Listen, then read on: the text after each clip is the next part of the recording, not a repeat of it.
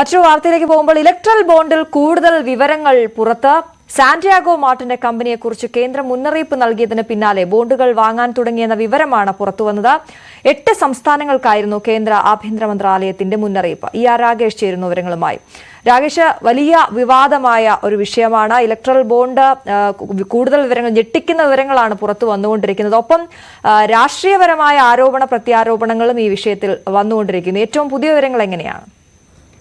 അശ്വതി, 1318 കോടി രൂപയുടെ electoral ബോണ്ടാണ് Santiago മാർട്ടിന്റെ company വാങ്ങിയത്. ഈ വിവരങ്ങൾ ഇന്നലെ പുറത്തു വന്നതാണ്. പ്രത്യേകിച്ച് 2019 250 കോടി രൂപയുടെ സ്വത്തുക്കൾ, സാന്റിയാഗോ മാർട്ടിന്റെ സ്വത്തുക്കൾ കണ്ടുകെട്ടിയിരുന്നു. പിന്നാലെ 2022 ഏതാണ്ട് 400 കോടിയിലധികം രൂപയുടെ സ്വത്തുക്കളും ഇഡി കണ്ടുകെട്ടിയിരുന്നു. ഇതിന് പിന്നാലെ 100 കോടി രൂപയുടെ ഇലക്ട്രൽ ബോണ്ട് വാങ്ങിയെന്ന വാർത്ത കഴിഞ്ഞ ദിവസം വന്നതാണ്.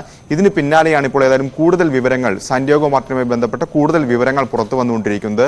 ഇപ്പോൾ പുറത്തു വന്നിരിക്കുന്ന വിവരങ്ങൾ, അതായത് സംസ്ഥാനങ്ങൾക്ക് ഈ സാന്റിയാഗോ മാർട്ടിന്റെ ഇടപാടുമായി ബന്ധപ്പെട്ടുകൊണ്ട്, ക്രമക്കേടുകളുമായി ബന്ധപ്പെട്ടുകൊണ്ട് സംസ്ഥാനങ്ങൾക്ക് കേന്ദ്ര ആഭ്യന്തര മന്ത്രാലയം നിർദ്ദേശം നൽകിയിരുന്നു.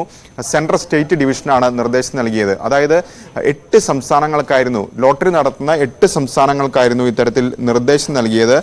മഹാരാഷ്ട്ര, പശ്ചിമ ബംഗാൾ തുടങ്ങിയ സംസ്ഥാനങ്ങൾക്ക് 2019 ഇത്തരത്തിലൊരു കത്ത് കൈമാറുകയാണ് കേന്ദ്ര ആഭ്യന്തര മന്ത്രാലയം ചെയ്തത്. സെപ്റ്റംബർ 23 ഇത്തരത്തിൽ കത്ത് നൽകിയത്.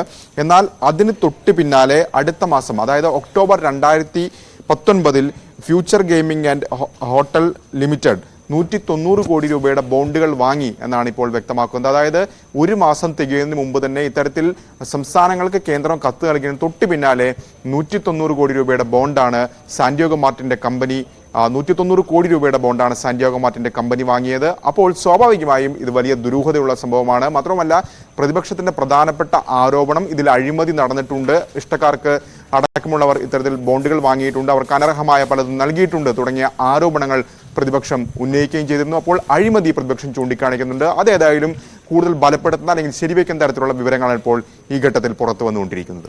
ശരി, രാകേഷാണ് വിശദാംശങ്ങൾ നൽകിയത്. രാഹുൽ ഗാന്ധി നയിക്കുന്ന